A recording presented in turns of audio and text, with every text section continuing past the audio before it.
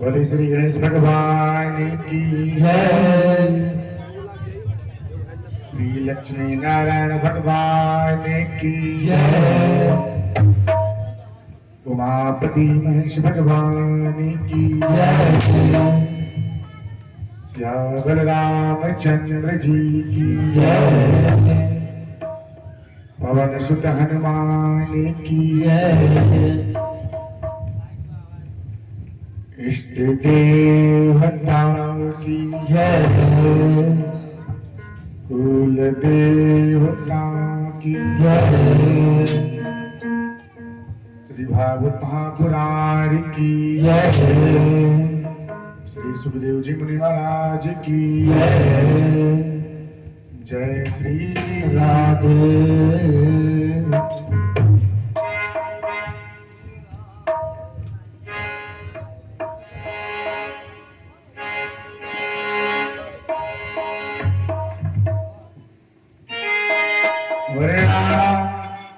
वरसंगानां रसानां छन्दोऽपि मंगलानां कर्तारो वन्दे पाणि विनायको।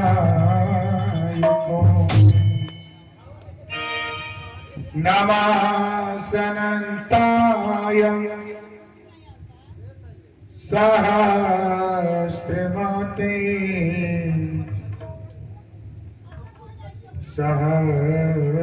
सहस्रपादां शिशिरो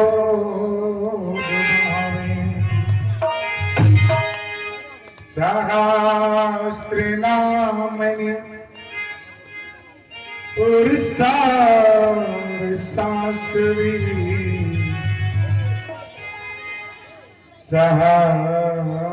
सहस्रकोटि युगधारणम्।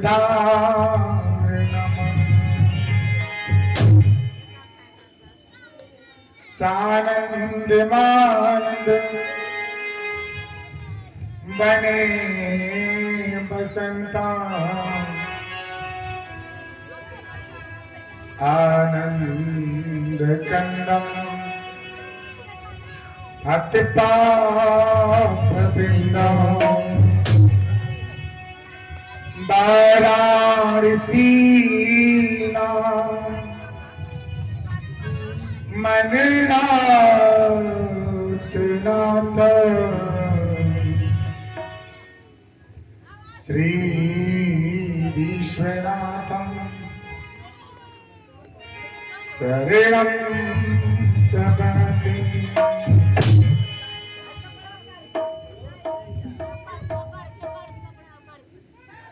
देवी प्रपन्ना तिगरी प्रसीद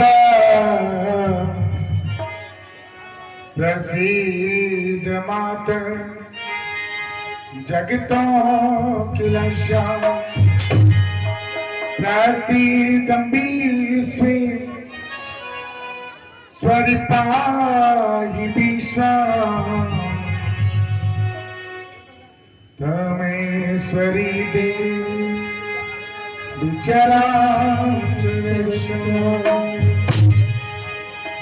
अतुलित बलधामं हेम शैलावदीना।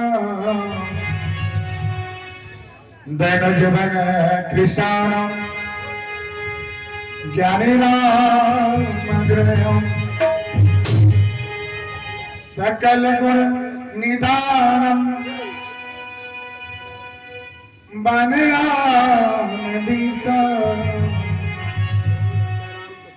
रघुपति प्रिय भक्ता वातम जाता। भले श्री वृंदावन बिहारी लाल की श्री भागवत महापुराण की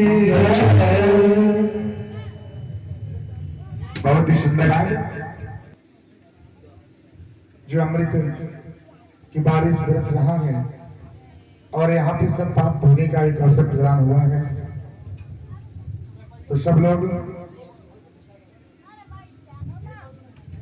धैर्य शांति से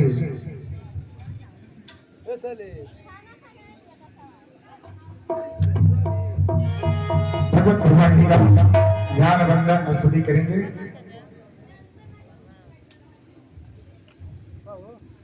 सबसे पहले इस नगर के सभी बड़े बुजुर्ग सभी माताओं को इस ट्रस्ट की तरफ से नमन है, जो आज अधूरे कार्य, जो बरसों से अधूरा कार्य था, जो बरसों से अधूरा कार्य था, जो आपके पूर्वज पूरा नहीं कर पाए, किसी कारण बस पूरा नहीं हुआ, आज वही कार्य उनके जो वंशज हैं, उनके जो पुत्र हैं, उनके नाती हैं, सब लोगों ने अपने पूर्वजों के कार्य को आज संपन्न किया है। बहुत ही सुंदर बात है कि इस घर में पूरे परिवार में जो प्रेम है देखने को मिला, जो हर जगह नहीं मिलता है, जो इस परिवार में एक सामूहिक भाव, एक विचार और सब लोगों ने मिल करके अपने पितृ देवता को शांति प्रदान की, सबको शरणागति श्रीमद् भागवत कथा का रसपान करके अपने साथ साथ पूरे परिवार के जीवन को कृत्य कर दिए। तो आइए सब लोग मिलकर के श्री लक्ष्मी नारायण भगवान जी का ध्यान बंदन स्तुति मंगल, जो इस कुल में जन्मे हैं और अपने कुल के गौरव को आज, जो अधूरे कार्य को आज संपन्न किए हैं, श्री लक्ष्मी नारायण भगवान इस परिवार पे कृपा बनाए रखें और श्री गति पूर्ण हो। बोले श्री लक्ष्मी नारायण भगवान की। तो सब लोग मिल करके श्री लक्ष्मी नारायण भगवान जी का वंदन स्तुति ध्यान करेंगे और मीठे मीठे अपने ताली देंगे।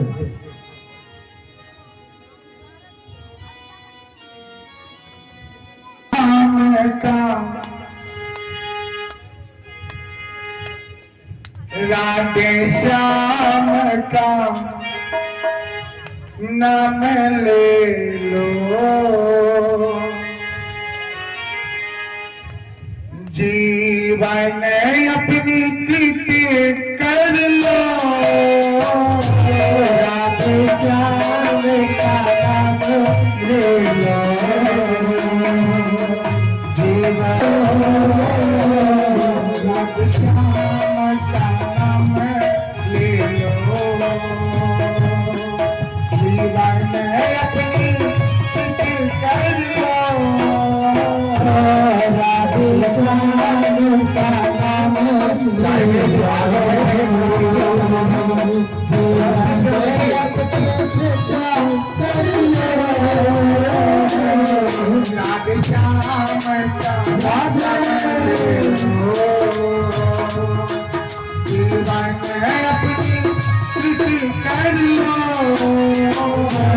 राधे श्याम का नाम ले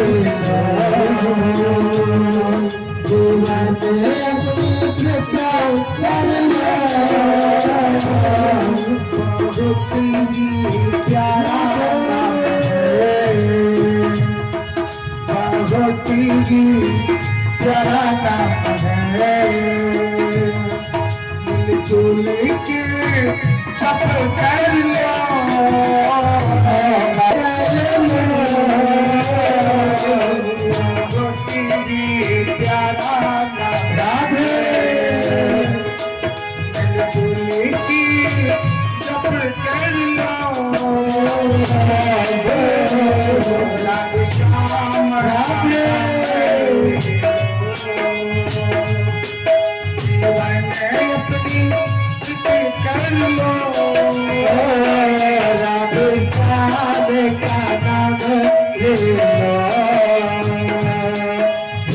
जाने अपनी कृपा करियो राधे जय श्री राधे। मीठे मीठे ताली दें।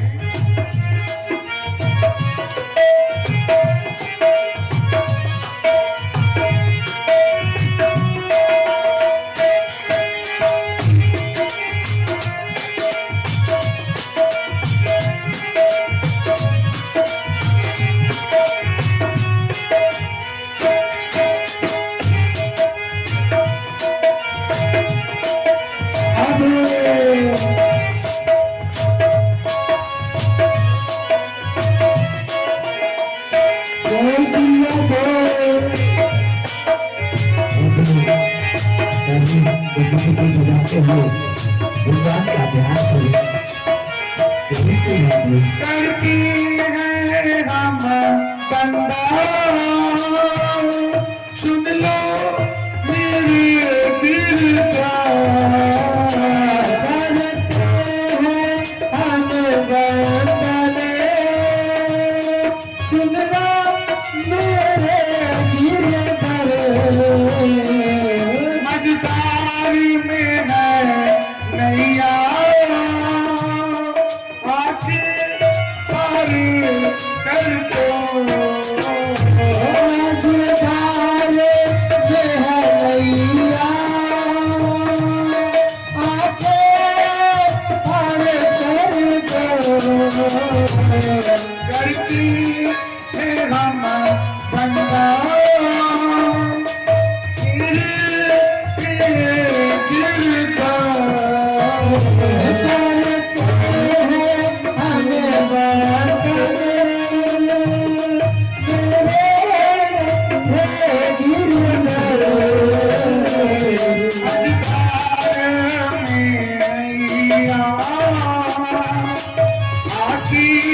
अब पार कर दो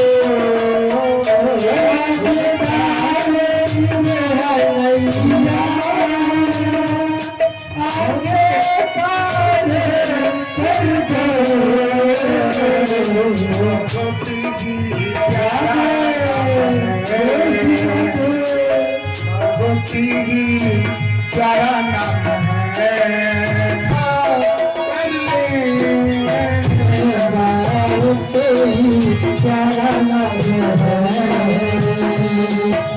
प्यारा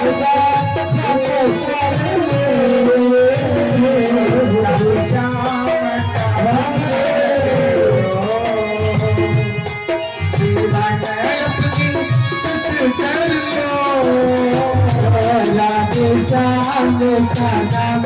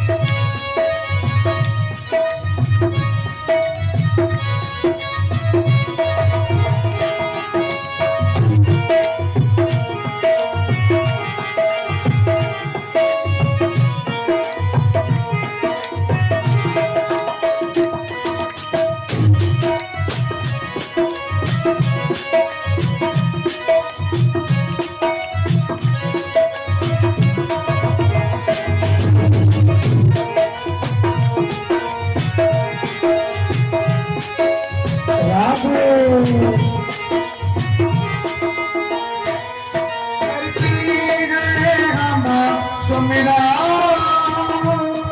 करती फिर हम बंदा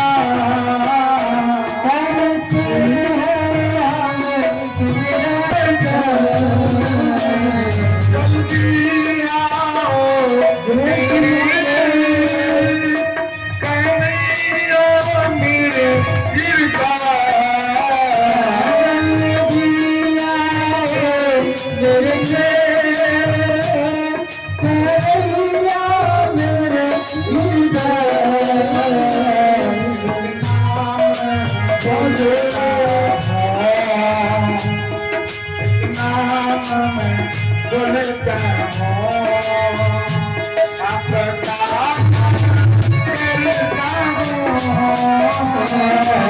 नाम बोलता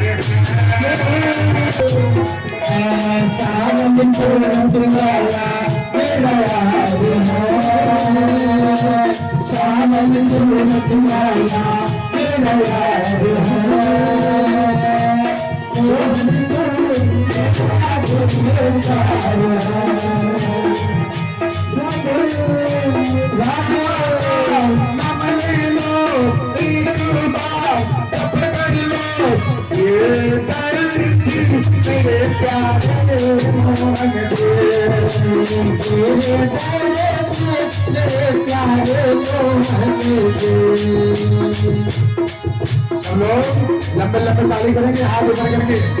भगवान जी के ऐसे नहीं मिलते, जहाँ प्रेम होता है वही बेटा होता है। बारिश बरसता है ना, चारों तरफ बारिश बरसता है, लेकिन बारिश का जो जल होता है ठहराव वही होता है जहाँ पे रुकने का जगह होता है। तो जहाँ पे प्रेम है वहीं पे भगवान जी का बसेरा होता है। तो सब लोग लंबे लंबे ताली करेंगे, ऊपर हाथ करके सब लोग लंबे लंबे ताली करेंगे, हाथ ऊपर करके। बता दो प्रेम से भगवान जी कैसे मिलते हैं, एक बार जोर से ताली दीजिएगा। एक मेरे मन की मीत दूसरा ना भावेगी, एक मेरे मन की मीत दूसरा ना भावेगी, एक मेरे मन की मीत दूसरा ना भावेगी, एक मेरे मन की मीत दूसरा ना भावेगी, तीसरा तीसरा तीसरा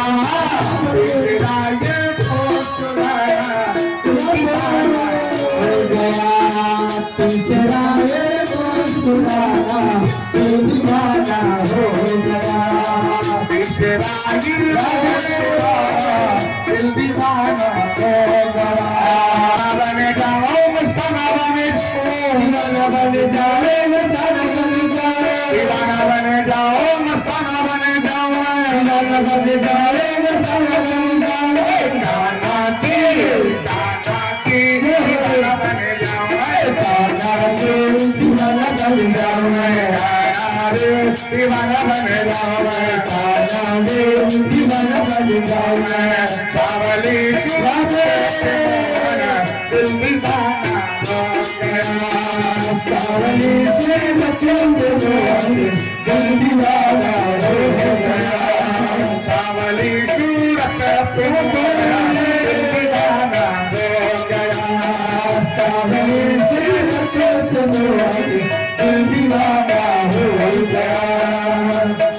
चलिए ऐसे ही प्रेम में यमुना जी के तीरे जब एक बार पहुंचे तो आप एक गोपियां बोलती हैं कि हे कृष्ण कन्हैया, हे गिरधर, हम बहुत क्या हैं, आपके प्रेमी हैं, बहुत प्रेम करते हैं आपसे। आप वो बचपना जो बाल अवस्था का जो रूप था वो रूप को दिखाइए। गोपियां बोलती हैं, भगवान बोलते हैं ना ना ना हम भूल गए हैं। गोपियां बोलती है क्या ना भूले नहीं, हम याद देते हैं। भगवान बोलते हैं ठीक है। अब गोपियां बोलती हैं कैसे, लंबे लंबे ताली देना है हाथ इधर करके, काना मेरो, बता दो जोर से ताली देना है।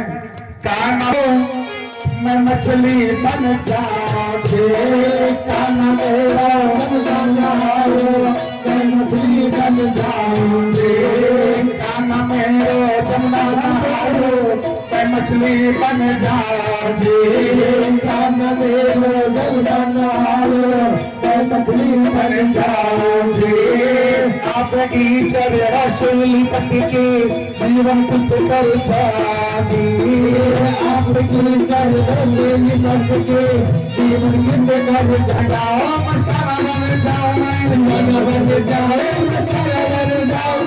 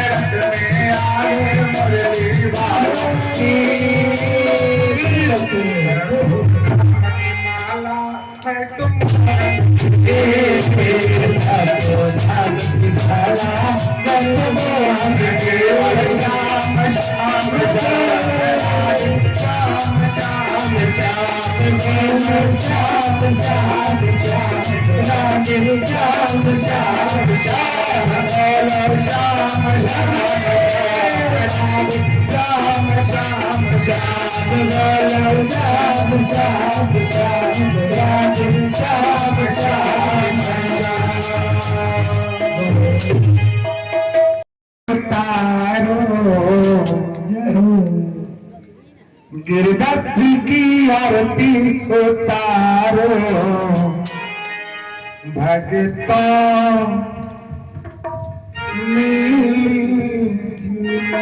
जुल के, कान्हा जी की आरती उतारो, गिरधर जी की आरती उतारो, भगतों कान्हा जी की आरती उतारो, गिरधर जी की आरती उतारो,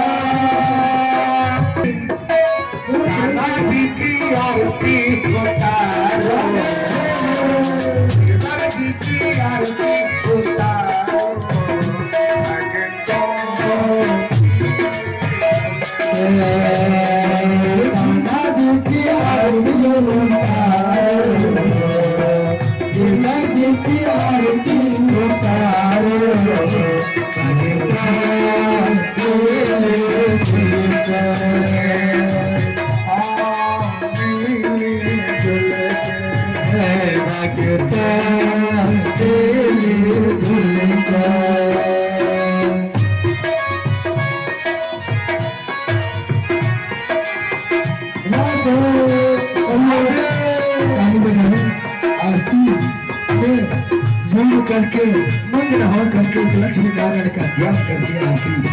क्या बात है, जय श्री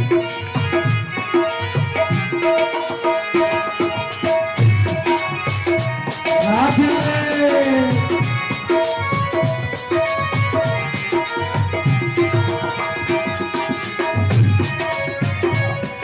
राधे।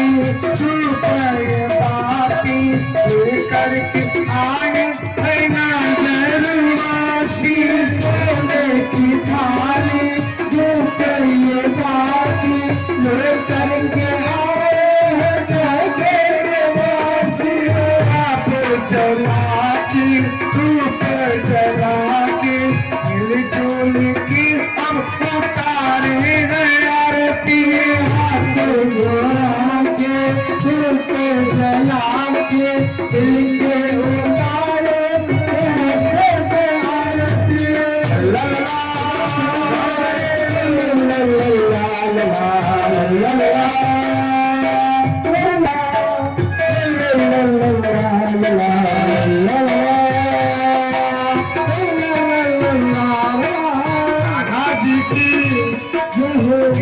जी की आरती उतारो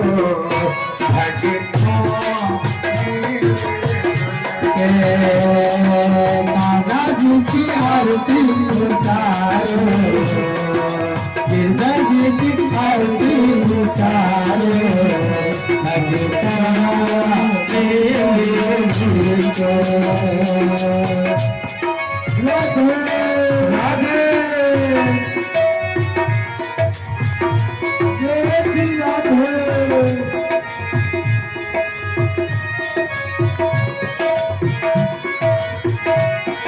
अब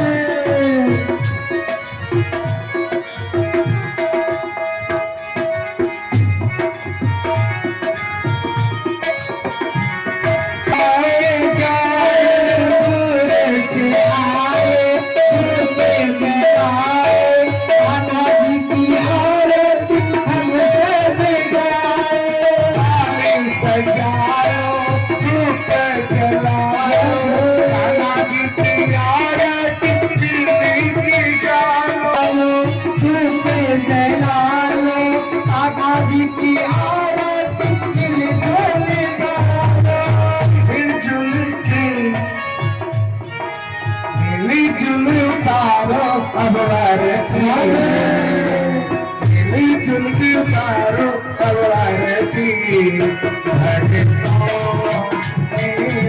जुल के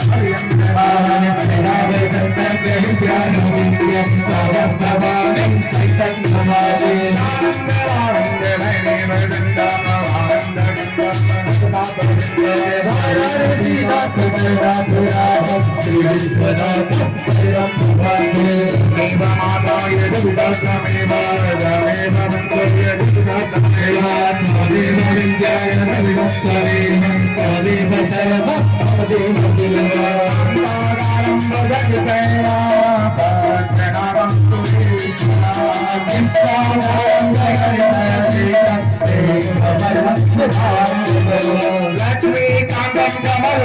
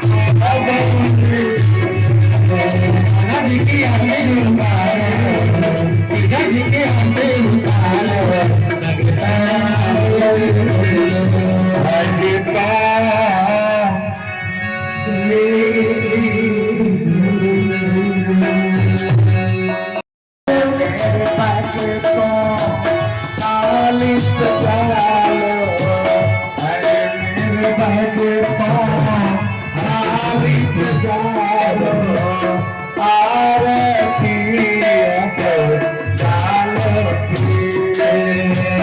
अरे मेरे बालो थाली सजा लो, आरती अब डालो जी। कोई छुप जाए, कोई बच न जाए, कोई छुप न जाए, कोई बच न जाए, आरती में गाओ जी। कोई छुप जाए, कोई बच न जाए, आरती से गाओ जी। तेरे भाग्य से भगवत भगवान इस नगर में आए मेरे भाग्य से भगवत भगवान जी इस नगर में आए जी। मेरे भाग्य से भगवत भगवान जी इस नगर में आए अपनी मुरादे अपनी मनीषा, अपनी मुरादे अपनी मनीषा, कृष्ण कन्हैया जी से कहो जी। अपने बराबर अपने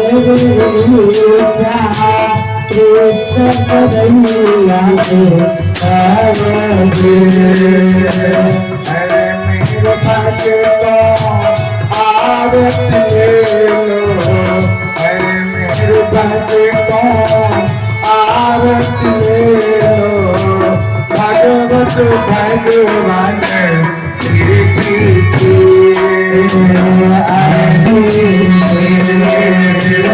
अरे मेरे भगता आरती ले लो, भगवत भगवान जी की। मेरे भाग्य आरती ले लो, भगवत भगवान जी।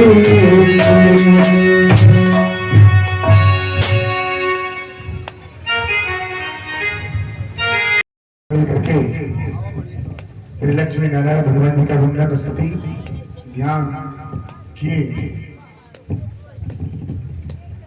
बहुत ही सुंदर है। प्रेम व्यवहार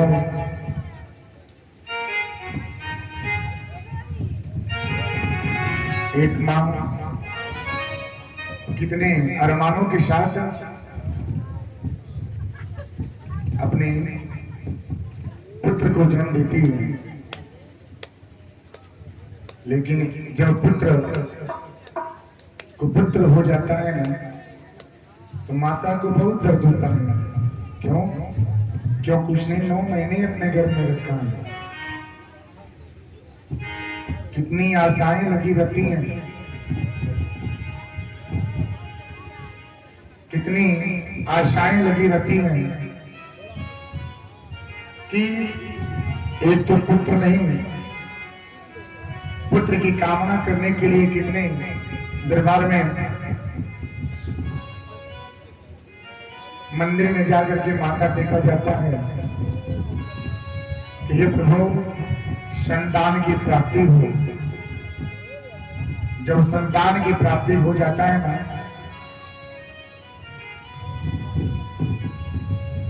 जब वो पुत्र आपके मन की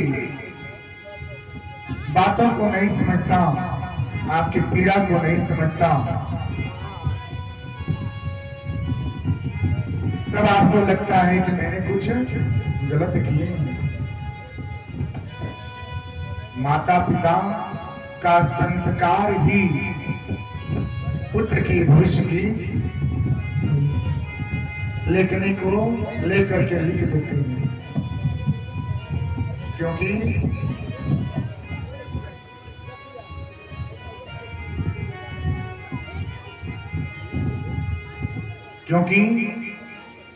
जब पाला भविष्य, पाला संस्कार, पाला आचरण पुत्र को अपने परिवार से ही मिलता है, अपने माता पिता से ही प्राप्त होता है।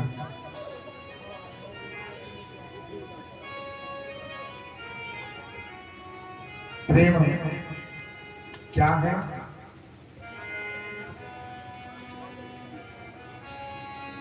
प्रश्न हम करते हैं।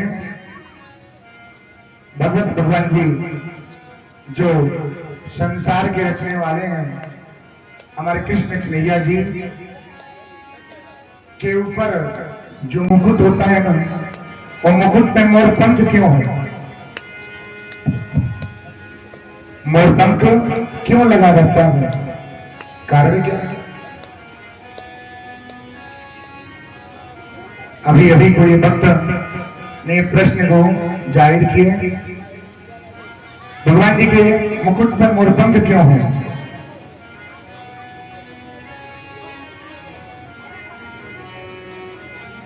इस संसार में अनेकों पक्षी हैं, लेकिन मोर पंख ही क्यों भगवान जी अर्पित किए, क्यों उनको धारण किए?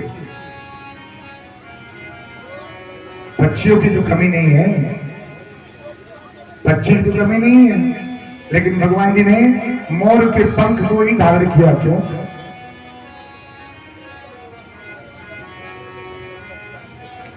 शास्त्र वेद के अनुसार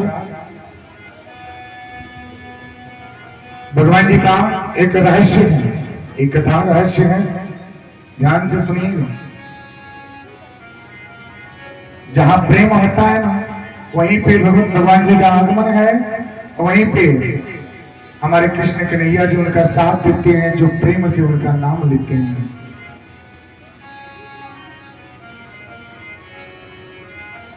एक बार की बात है, एक मोर था, एक साल से घने जंगल में भगवान जी का नाम जपता था। क्या? केवल कृष्ण कृष्ण कृष्ण करता था।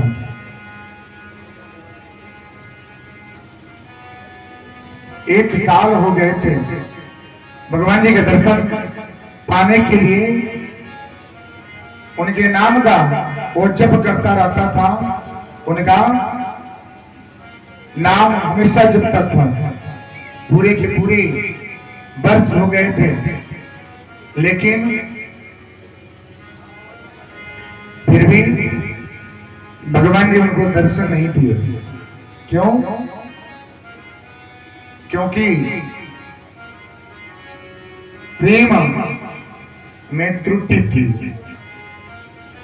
भाव का, भगवान जी भाव के भूखे होते हैं, धन के भूखे नहीं होते।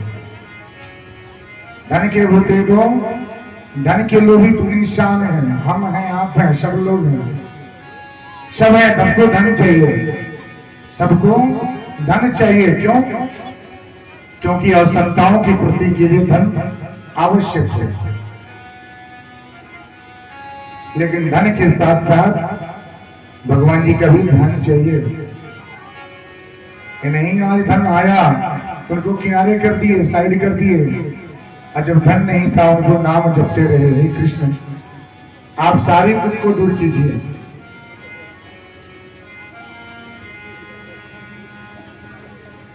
अभी मोर एक साल जप किया, लेकिन भगवान ने दर्शन नहीं दिए।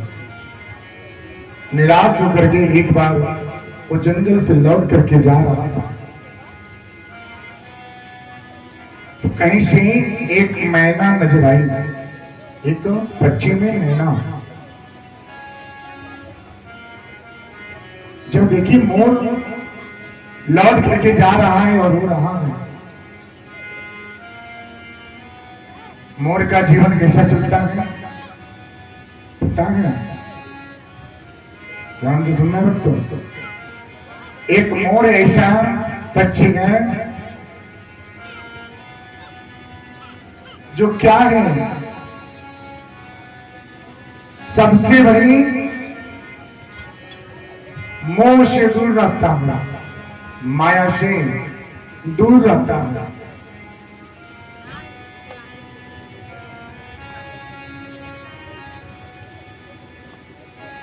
उनका परिवार और उनका संसार कैसा चलता है? जब मोर होता है ना, मोर के रोने से जब आंसू जब गिरते हैं, उसके जो आंसू गिरते हैं ना, तो मोरनी उसको अपने मुंह में ले लेती है, पी लेती है।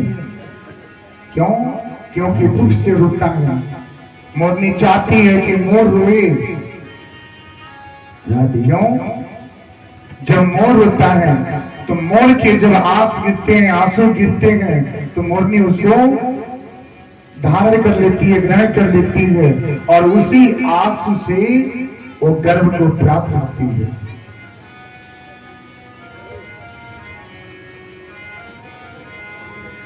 मोर ऐसे पक्षी हैं जो सुख से वंचित हैं, इस माया से परे हैं, सबसे दूर हैं। जीवन उनका अलग है।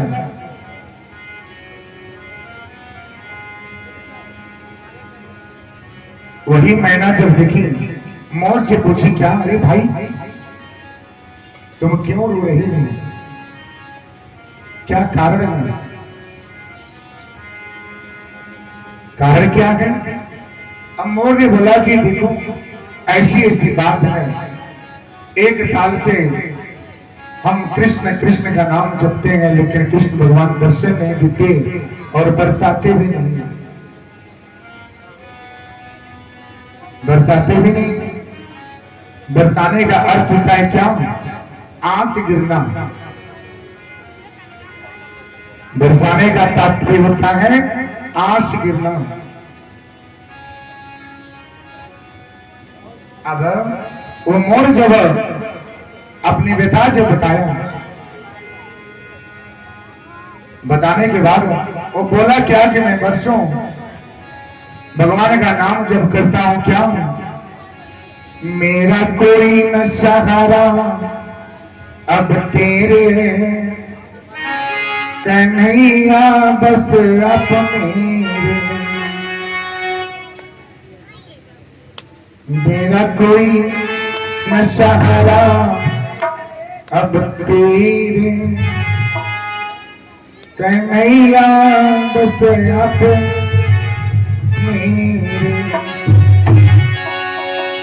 अभी गाता है और भगवान जी का नाम जप करता है। उसके बाद सारी व्यथा बताने के बाद मैना बोली कि ना ना ना, ऐसे नहीं होगा। भगवान जी किससे प्रेम करते हैं? प्रेम, प्रेम क्या है? प्रेम सबसे बड़ा वो मूल मंत्र है जिसे भगवान जी वंशीभूत हो जाते हैं। वाला अब मोर ने सारी बता दिए, सब बातें अपने उनके पास रख दिए। रखने के बाद अब मैना बोले कि ना, आप भगवान जी से कृष्ण ऐसे नहीं मिलेंगे, कृष्ण ऐसे नहीं मिलेंगे, क्योंकि कृष्ण जो था हमारे कन्हैया तो राधा जी के प्रेम में है, और राधा जी के प्रेम में होंगे।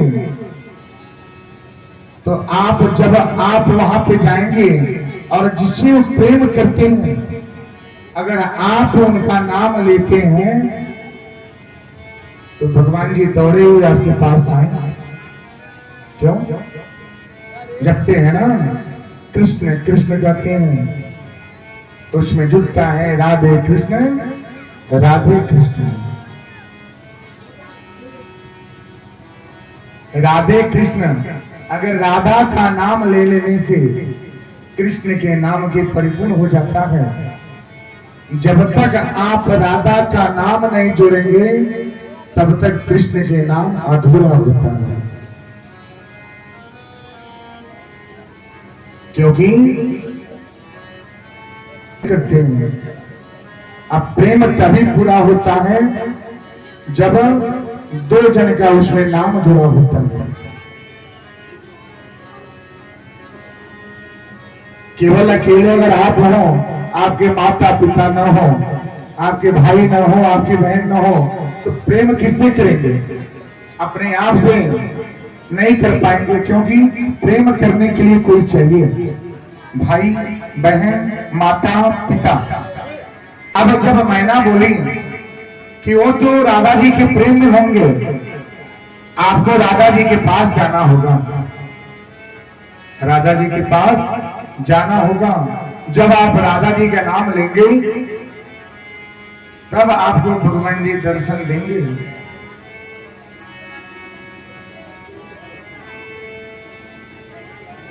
अभी बात मोर के मन में आ गया और चलते चलते राधा जी के दरबार में, उनके नगरी पहुंच जाता है और उनके चौखट से बाहर राधे राधे का नाम जप करता है। क्या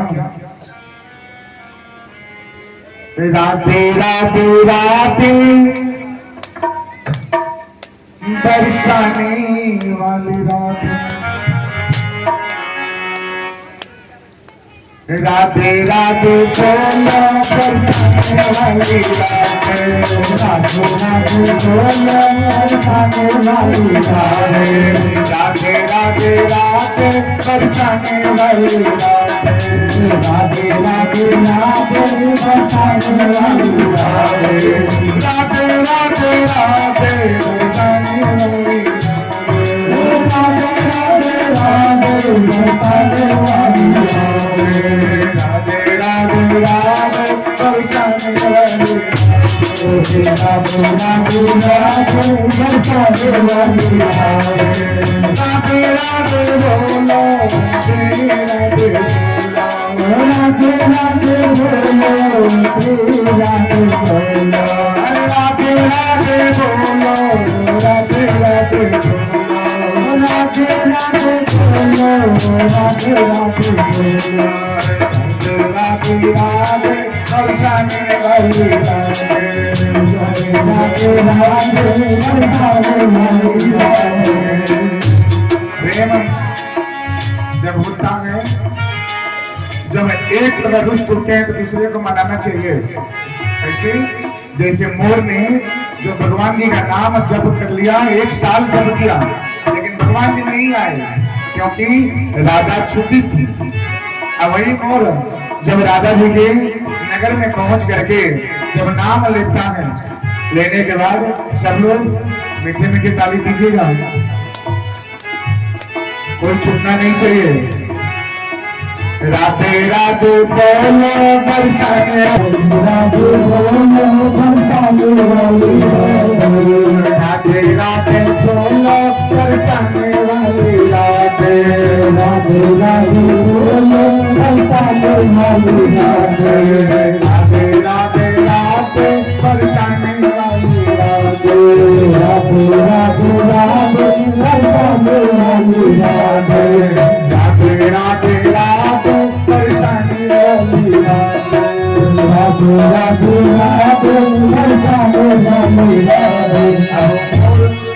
जब वहां पर पहुंचा, जब ये नाम जप करने लगा तो राधा जी दौड़ी हुई बाहर आई और बोली, क्या अरे कौन पुकार रहा है? जब देखी कि एक मोर बैठ करके राधे राधे बोल रहा है, और जा करके मोर से बता पूछी। उन्होंने बोला क्या? मोर ने बोला कि जो कृष्ण हैं उनका नाम मैंने पूरे 1 साल जप किए, लेकिन उन्होंने दर्शन नहीं दिए, उन्होंने दर्शन नहीं दिए, आपके छलिया ने दर्शन नहीं दिए। दादाजी को थोड़ा अलग लगा, क्योंकि प्रेम है, प्रेम। अब बोली ना ना ऐसा नहीं हो सकता है, लाभ हो रहा है ना। तो वहीं पे कहीं से क्या होते हैं, कृष्ण कन्हैया लाल जी का भी दर्शन होता है। और जब कृष्ण कन्हैया लाल को मोर ने देखा, बोले कि लो आ गए चलिया, जिसका नाम मैंने 1 साल से जप किया लेकिन दर्शन नहीं दिए। जब राधा का नाम लिए तो दर्शन दिए, क्योंकि जब कृष्ण के साथ राधा नाम आएगा तभी वो नाम परिपूर्ण होता है। तो राधे कृष्ण राधे कृष्ण बोलिए, जाही भीति राधे कृष्ण जाही भीति रहिए। राधे कृष्ण बोलिए,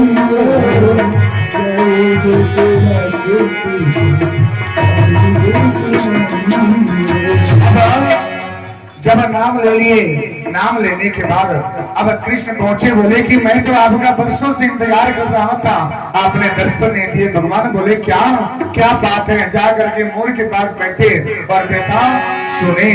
और सुनने के बाद उन्होंने बोला कि ठीक है, अब इतने साल तपस्या किए, जब आपने हमारा नाम लिया, राधे का भी नाम लिए, तो हम आपको क्या करते हैं, वचन देते हैं। और वचन भी दिए और उनके जो पंख था, पंख लेकर के अपने मुकुट में धारण किए, सिर पे लगाए और बोले क्या, जब तक ये सृष्टि रहेगा, ये संसार रहेगा, तब तक ये मोर पंख हमारे सिर पे आप क्या होंगे, विद्यमान रहेंगे। और ये मोर हमारे सिर पे विद्यमान रहेगा, क्योंकि जो सच्चे मन से भक्ति करते हैं उसको अपने पास हम रखते हैं, अपने मन में रखते हैं, अपने सिर पे रखते हैं। वही मोर है और उसी मोर पंख का धारण भगवान जी करते हैं। बोलिए कृष्ण कन्हैया लाल की जयकार। बोलने में ऐसा लगता है कि सब लोग थक गए हैं। भगवान जी से मुकदमा नहीं चलता है ना। भगवान जी से किसको मुकदमा चलता है, हाथ उठाइए। कितने लोग केस लड़ते हैं, किसका किसका केस लड़ना है, याद करिए। जब भगवान जी से मुकदमा नहीं है, कोई केस नहीं है, तो भगवान जी का नाम जयकार बोलने में इतना धीरा क्यों? बोले कृष्ण कन्हैया लाल की, कृष्ण कन्हैया लाल की। हाँ, अब लगा कि अब आपकी मुकदमा खारिज हो जाएगी। ठीक है, जब भगवान जी का नाम सच्चे मन से लेंगे तो आपकी विजय निश्चित है। कब? जब सच्चे मन से भक्ति करेंगे तब। अब एक मां ने 2 पुत्र को जन्म देती है। कैसे? दोनों का पालन पोषण किया, दोनों को सम्मान, मान सम्मान उतना ही किए, लेकिन अब यहाँ पे आचरण बदल जाता है, विचार बदल जाता है, धारणाएं बदल जाती हैं, धारणाएं बदल जाती हैं। अब वही भगवान जी आप देखिए कैसे एक प्रेम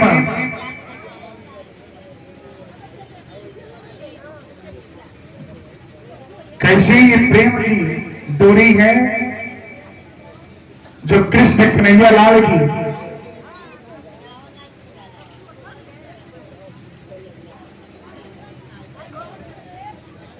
जो कृष्ण कन्हैया लाल की भक्ति भजन ध्यान वंदन स्तुति सच्चे मन से करते हैं, उनकी कामना निश्चित ही सिद्ध हो जाती है। दुख में सुमिरन करते हैं, लेकिन सुख में भी ध्यान करके, नाम लेकर के उनका अगर ध्यान करेंगे तो आपको कभी दुख नहीं होगा, कभी भी आपको दुखों का सामना नहीं करना पड़ेगा।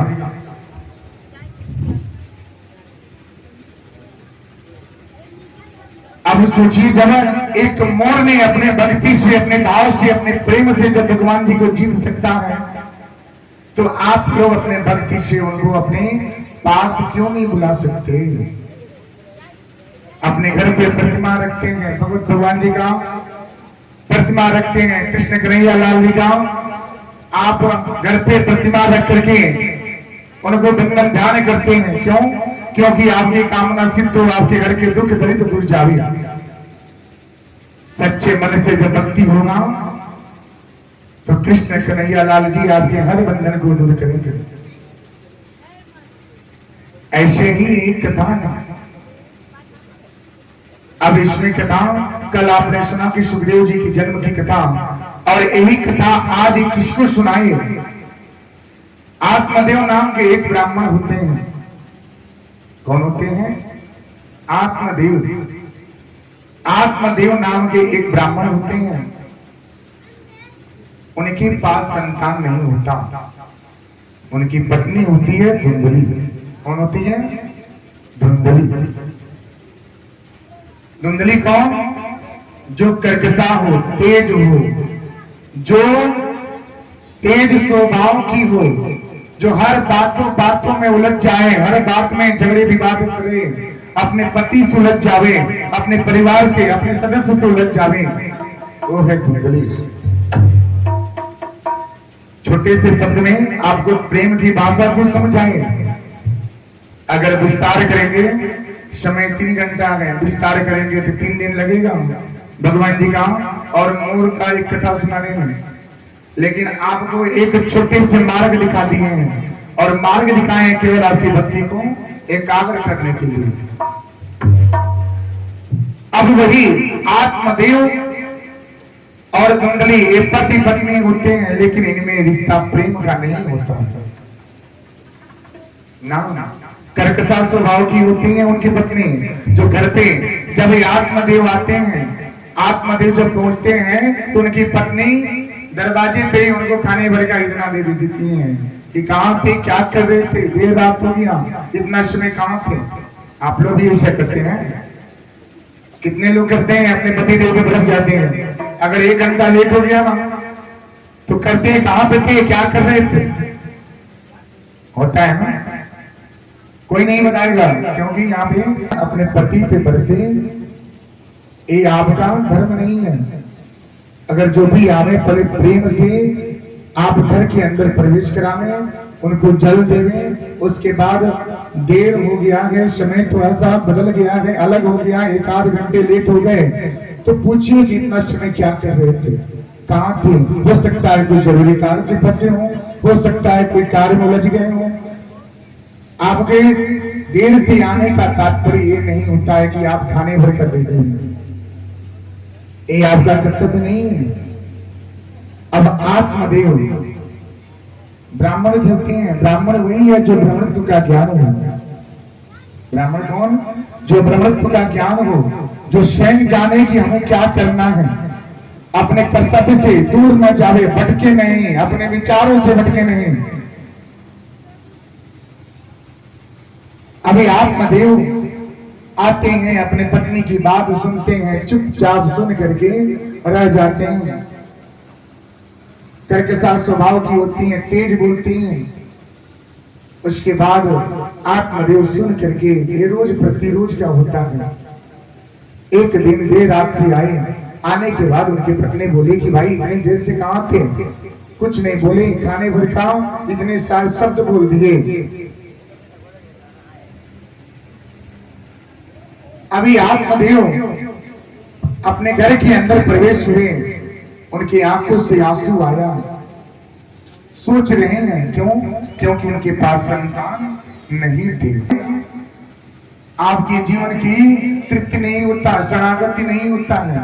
शरणागति होता है आपके कर्मों से, आपके कर्तव्य से। अगर आपके 5 संतान हुए, 5 संतान हो जावे, तो संतान होने से आपको शरणागति नहीं होगा। केवल उनका अग्नि दे सकता है, लेकिन कर्मों का भोगी, कर्म का भोग तो आपको करना है मेरी मैया। इस कर्म के भोगी आप करेंगे, जो आप करेंगे उसी का तो भोग आपको भोगना है। संतान से केवल आप एक पीढ़ी चलाने के लिए, वंशज बढ़ाने के लिए संतान की प्रवृत्ति होती है, लेकिन संतान से शरणागति नहीं होता। आत्मदेव के पास संतान नहीं है, जिसके वास्ते उनकी पत्नी उनकी को ताड़ती हैं, बोलती हैं, चिल्लाती हैं।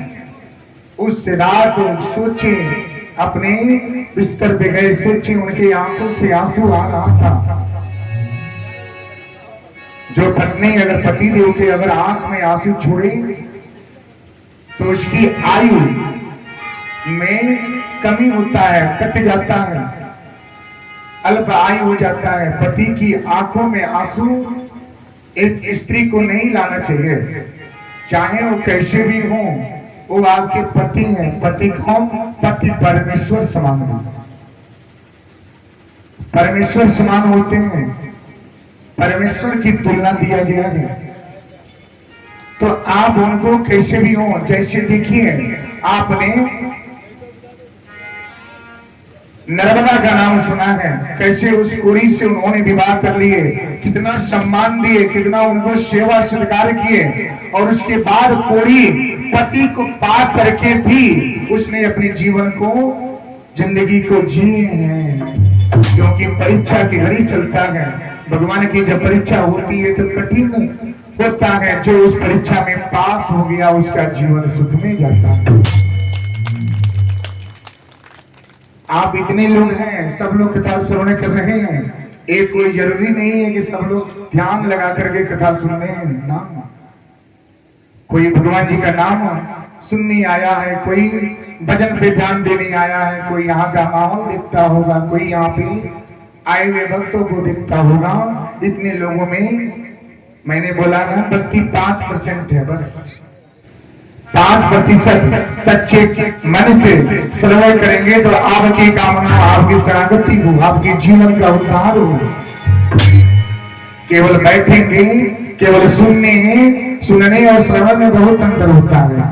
सुन लेंगे, इधर से सुनना है और यहीं पे छोड़ दीजिए, वो कोई काल नहीं है, वो भूल गया।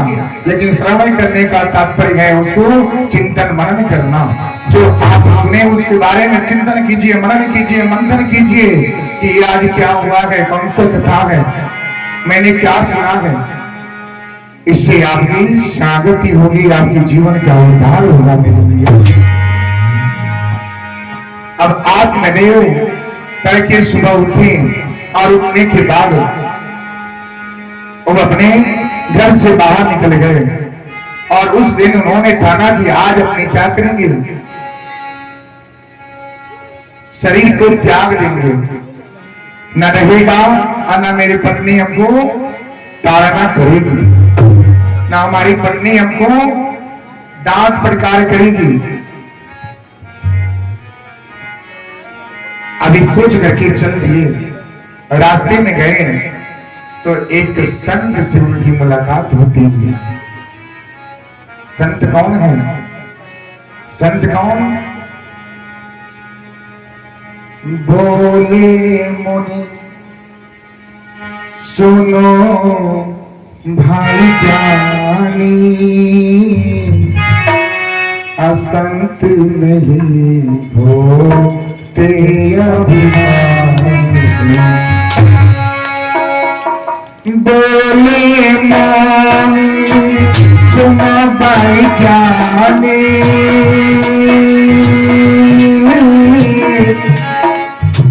संत नहीं होते अभिमानी। बोले मुनि सुनो भाई ज्ञानी,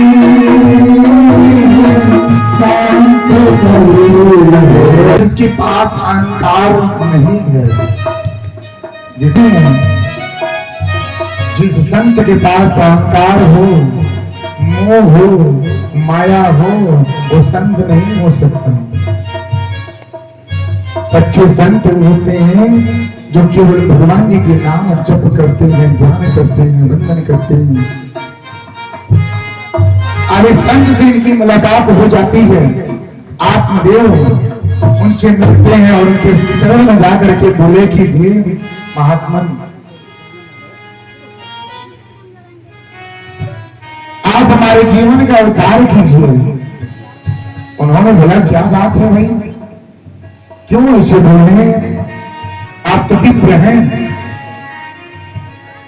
आप तो विप्र हैं, आप ऐसे क्यों बोल रहे हैं? क्या बात है, क्या कष्ट है? उन्होंने बोले क्या क्या महाराज, हे प्रभु, हे महात्मा, हमारे पास संतान नहीं है और और संतान न होने के वास्ते जो हमारी पत्नी है ना, हमें ताड़ती है, बहुत अपमान करती है।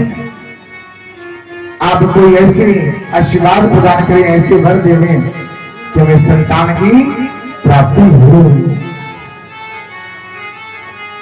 संतान की प्राप्ति हो। वो संत बोले क्या? वो संत बोले मुस्कुराए और मन मन मुस्कुरा करके बोले क्या कैसा जीवन है। हमारे पास 4 पुत्र हैं और 4 पुत्र होने के वास्ते आज मेरा जो जीवन है इस घने जंगल में व्यतीत हो रहा है। और आपके पास संतान नहीं है और संतान के वास्ते आप वर मांग रहे हैं। उन्होंने लाख समझाए कि ना, संतान से शरणागति नहीं है, आप भगवान जी का ध्यान करें, इसी शरणागति है। क्योंकि जीवन आपको जीना है। ये शरीर जब अंत समय में जाता है ना, तो बस सिर्फ और सिर्फ आपका शरीर ही जाएगा, दूसरा कुछ नहीं जाता है। यहां तक कि आपके पहने हुए कपड़े भी निकाल दी जाती हैं, आपके गहने वो भी उतार दी जाती हैं। जाता है तो सिर्फ आपका शरीर। तो शरीर से ऐसे धर्मनिष्ठ कार्य करें, ऐसे परोपकार करें, भगवान जी का कथा प्रसंग सुने, जिससे शरीर की शरणागति हो। तो शरीर जब जलता है तो जल करके 3.5 हाथ का शरीर जल जाता है ना। जल जाने के बाद क्या होता है? चिटकी भर राख, चिटकी भर राख तैयार हो जाता है। यानी कि 3.5 हाथ का शरीर 70 किलो जिसका वजन था, वो वजन एक चिटकी भर राख में तैयार हो गया, जल के खत्म हो गया। और उस राख को आप एक गले में रख करके आप गंगा लाभ करते हैं। उस शरीर की शरणागति देते हैं कि इससे शरीर की शरणागति हुई। वो तो आप धर्मनिष्ठ कार्य करते हैं, लेकिन शरीर की शरणागति तभी होगा जब आप भगवान जी का ध्यान करेंगे, श्रीमद् भागवत कथा का अनुष्ठान करेंगे। इस शरीर ही पाप करता है और यही पुण्य करता है। जब पुण्य की परिणाम जब भारी होता है, पाप ज्यादा होता है, पुण्य कम होते हैं, कम होते हैं। जब ये अंत गति में जाता है तो वहां पे आपके पर्दे की भांति एक टीवी की भांति लगा दी जाती है। देखिए आप अपने जीवन में कितना धर्म किए हैं, कितना पाप किए हैं। जब आपको दिखाया जाता है इस शरीर है ना, शरीर 2 है क्या? एक शरीर है, एक सूक्ष्म शरीर है। इस सूक्ष्म शरीर तो जल करके खत्म हो गया, लेकिन इस पाप को भोगने के लिए आपका सूक्ष्म शरीर ही आपके साथ है। इसी को पाप और पुण्य भोगना पड़ता है। ये शरीर सोता है तो आप देखते हैं कि हम वृंदावन पहुंच गए, दिल्ली पहुंच गए, महाराष्ट्र पहुंचे हैं, हम यात्रा में जा रहे हैं। वो आपका सूक्ष्म शरीर यात्रा वृद्धि करता है। इस शरीर से निकल करके यात्रा वृद्धि करता है। और ये शरीर जब जल के खत्म हो जाता है तो इसकी जो सूक्ष्म शरीर है, इस सूक्ष्म शरीर को वहां पे दिखाया जाता है। ये देखिए जो शरीर आपने धारण किया, इस शरीर ने कितना धर्म के कार्य किए, कितना पाप किए। जब दिखाया जाता है तो पता चलता है कि शरीर ने 3 किलो पाप किया है और 1 पाप पुण्य किया है। और जब 3 किलो पाप किया है तो भगवान जी बोलते हैं कि जाओ इसकी पाप की कटौती करो। और पापों की कटौती करने के लिए, पाप उतारने के लिए आपको अनेक जीव के रूप में जन्म लेना पड़ता है।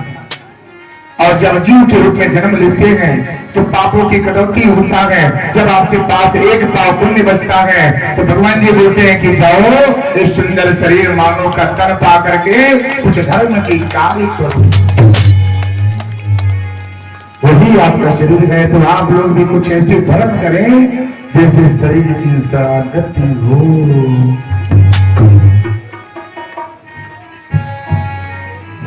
अब आत्मदेव ने बहुत ही उनके पास अपने मन की बातें जाहिर किए।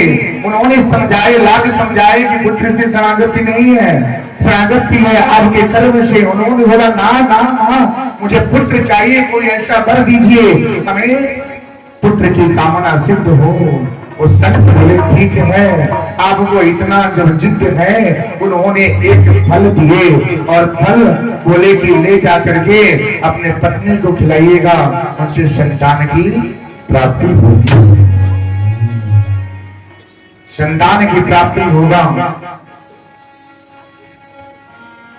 अब एक होकर अभी आत्मदेव आए और फल लाके अपनी पत्नी को दिए। पत्नी को देने के बाद उन्होंने बोला कि इस फल को सेवन कर लो, आप निश्चित ही गर्भ को धारण करेंगी और आप पुत्र को जन्म देंगी। अब यहां भी एक प्रश्न आ गया।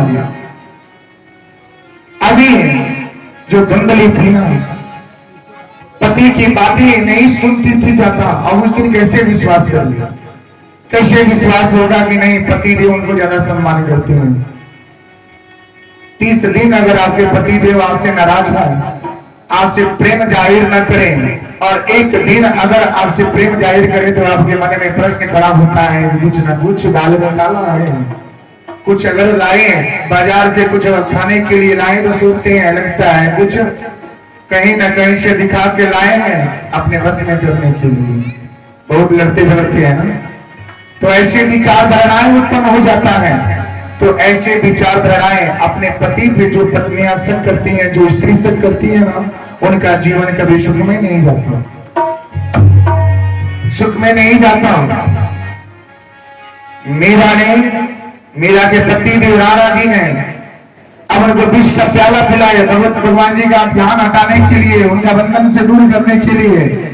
लेकिन फिर भी मीरा जी ने विष का प्याला धारण कर लिए, पी लिए, और पीने के बाद भी उस विष का प्याला का कोई असर नहीं हुआ, क्योंकि वहां से लक्ष्मी नारायण से भगवान जी का आशीर्वाद उनको प्रदान हुआ।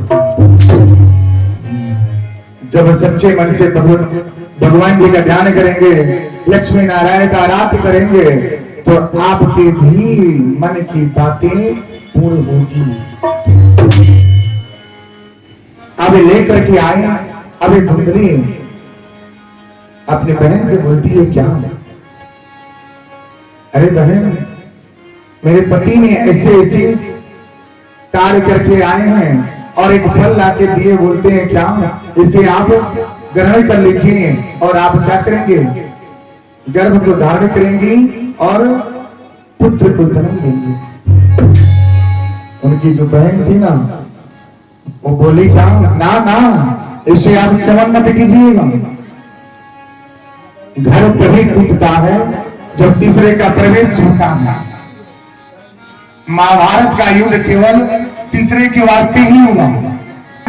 में पूरा भगवान जी का वास 14 वर्ष का वनवास केवल तीसरे के वास्ते हुआ। मंथरा भी तीसरी और इधर शकुनी मामा भी तीसरा। अगर इन लोगों की बातें अगर नहीं सुनी जाती तो शायद महाभारत में नहीं होता और राम जी का 14 वर्ष का वनवास भी नहीं होता। तीसरे का, जब आप बात सुनेंगे अपने घर की बातें, जब आप तीसरे के पास अपने पड़ोस के पास जाकर के परोसेंगे, आप पड़ोस के आ जाएंगे तो पड़ोस में आपको यही होगा तो ना ऐसा नहीं, ऐसा करना चाहिए। जब तीसरे की बात आप सुनेंगे तो आपका घर तो निश्चित ही टूटेगा, इसे कोई रोक नहीं सकता। अगर तीसरे से बचाना है तो स्वतः आप अपने आप को बचावें कि हमको क्या करना है। घर पे अगर आप सूखी रोटी का सेवन कर ले, लेकिन तीसरा कोई न जाने कि आपने सूखी रोटी का सेवन किया है। अगर आप सूखी रोटी खा करके अगर तीसरे के पास जाहिर करेंगे तो वो आपके पति के प्रति, आपके परिवार के प्रति, आपके परिवार के सदस्य के प्रति बातें, सब बातें निकलेगा और निकलने के वास्ते आपके मन में तमाम प्रश्न खड़े हो जाएंगे, जिसके वास्ते आपके घर में आने के बाद कलह पैदा होगा। और जब कलह होगा तो पति पत्नी का विवाद होगा। जब पति पत्नी का विवाद होगा तो रिश्ते टूटेंगे, रिश्ते टूटेंगे तो दूरियां बनेंगी। जब दूरियां बनेगा तो घर बिखर जाएगा। तो एक बार अगर दाग लग गया तो उसको धोने में बहुत समय लगता है। चंद्रमा में लगा हुआ दाग, जो कमंडल का लगा हुआ दाग है, अगर वो इंद्र का साथ नहीं दिए होते तो चंद्रमा पे दाग नहीं मिलता। सोचिए, तो आप भी ऐसे कोई कदम ना उठावें जैसे आपका परिवार, आपका घर टूटे। दूसरे की बातें कभी भी अपने परिवार में न रखें, कभी भी अपने पास ना रखें, उससे दूरियां कर दें ना, सुन करके वहीं पे निकाल दीजिए, उसको प्रवेश, उसको ग्रहण मत कीजिए। इससे आपका परिवार चलेगा और सुख शांति घर में बना रहेगा। अब धुंधली ने अपने बहन से बातें बताई, बताने के वास्ते उन्होंने मना कर दिए। देखिए, एक तो गर्भ को धारण होने की फल उनको वरदान प्राप्त हुआ और उन्होंने बोला क्या कि फल का सेवन मत कीजिए। अब क्या करी धुंधली ने, वो फल को सेवन नहीं किए, वो फल ले जाकर के गौ को खिला दिए, जिससे गौ के गर्भ से गौकड़ जी का जन्म होता है। वही गौ के गर्भ से गौकड़ जी जन्म लिए। और जो इन्होंने वचन दिया था, क्या इनकी बहन ने वचन दिया था कि हम गर्भ से हैं, जो हमारा जो पुत्र या जन्म लेता है तो चोरी से ला करके आपको देंगे, चुपके से दे देंगे, तब तक आप गर्भ होने का झूठी क्या करें, नाटक करें।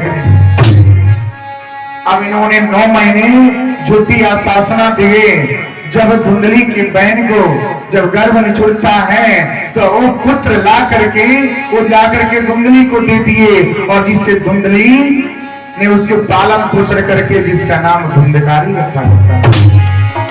धुंधकारी कौन? जो बेविचारी हो, चोरी, बेईमानी, मदिरा का सेवन करता हो, वही है धुंधकारी। गौकर्ण जी और दूसरी धुंधकारी।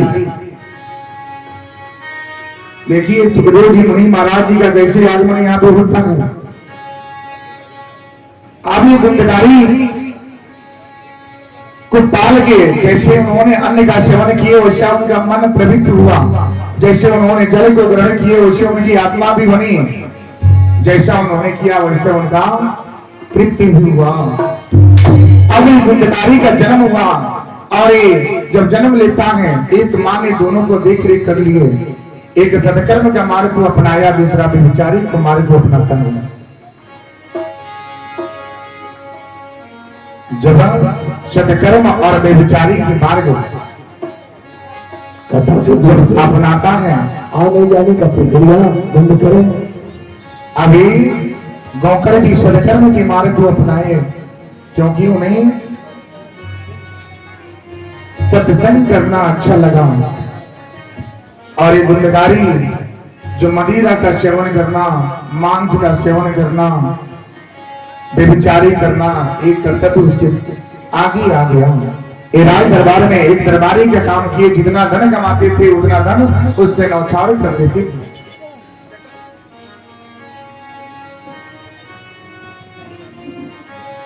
एक दिन जब धन नौछावर करने की बारी आई तो वो वहां की जितने भी नर्तकियां थी वो सोच रही क्या, अगर ये सारा धन अगर हम भी नौछावर करें तो राजा क्या करेंगे, हम इस राज्य से निकाल देंगे और इस पैसे से निकाल देंगे तो हम भूखे रह जाएंगे।